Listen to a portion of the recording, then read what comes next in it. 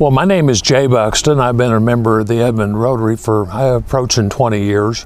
I served on the board. I took a turn as president. But instead of those things, what I want to talk about is projects. Our club hovers around 100 members or so, what's called a sustaining club, so that each member contributes $100 each year, Rotary International Foundation. And Rotary International takes that money and does good works throughout the world. As a part of that, they do projects. I had so many other Rotarians in our club, was serving on a city committee, and I loved that committee. One month, the city brought a project to that committee to ask for approval, and it was a new softball complex east of I-35.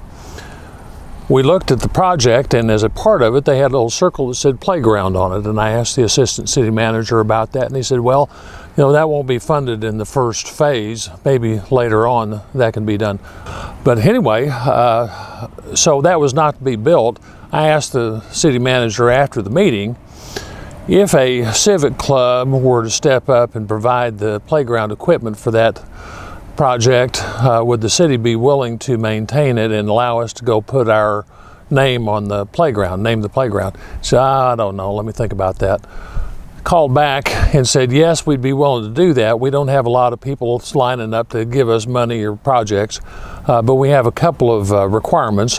One is that we have to, you have to build it up to city specifications, meaning no use play forts out of somebody's backyard you expect us to go maintain for the next 30 years. And second, you have to get it done, open it at the time we open the park.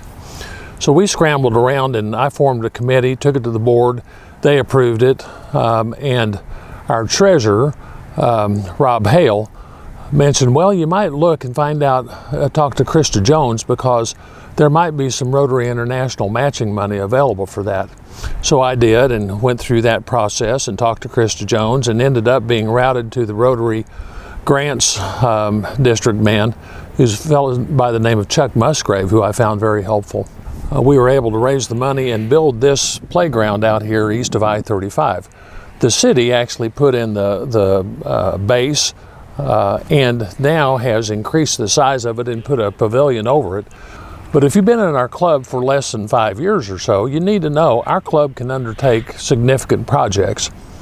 And second, Rotary is a good place to go do projects.